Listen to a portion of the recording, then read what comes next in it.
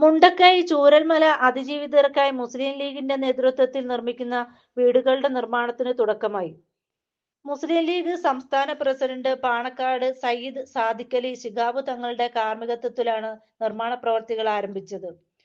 League വില കൊടുത്തു വാങ്ങിയത് തോട്ടഭൂമിയാണെന്ന് ലാൻഡ് ബോർഡിൽ കേസ് നിലനിൽക്കെയാണ് വീടുകളുടെ നിർമ്മാണം ആരംഭിച്ചത്. 105 വീടുകളാണ് നിർമ്മിക്കുന്നത്. ഏപ്രിൽ മാസം നിർമ്മാണോദ്ഘാടനം നടന്നെങ്കിലും വില കൊടുത്തു വാങ്ങിയ സ്ഥലം തോട്ടഭൂമിയിൽ ഉൾപ്പെട്ടെന്ന കാരണത്താൽ പ്രവൃത്തി വൈകി. ഭൂമി തരം മാറ്റിയതിന് ലാൻഡ് ബോർഡ് കേസെടുക്കുകയും ചെയ്തു. 11 ഏക്കറിൽ കേസിൽ ഉൾപ്പെടാത്ത 1.5 ഏക്കർ ഭൂമിയിലാണ് ആദ്യഘട്ട നിർമ്മാണം ആരംഭിച്ചത്. ഒരു കുടുംബത്തിന് 8 സെന്റിൽ 1000 ചതുരശ്ര അടിയിൽ നിർമ്മിക്കുന്ന വീട്ടിൽ 3 മുറിയും അടുക്കളയും മറ്റു സൗകര്യങ്ങളും ഉണ്ടാവും. 1000 സ്ക്വയർ ഫീറ്റ് പിന്നീട് കൂട്ടിച്ചേർക്കാവുന്ന തരത്തിലാണ് നിർമ്മാണം. വൈദ്യുതി, വെള്ളം തുടങ്ങിയ അടിസ്ഥാന സൗകര്യവും ഉറപ്പാക്കും. 8 മാസം കൊണ്ട് നിർമ്മാണം പൂർത്തിയാക്കുകയാണ് ലക്ഷ്യം.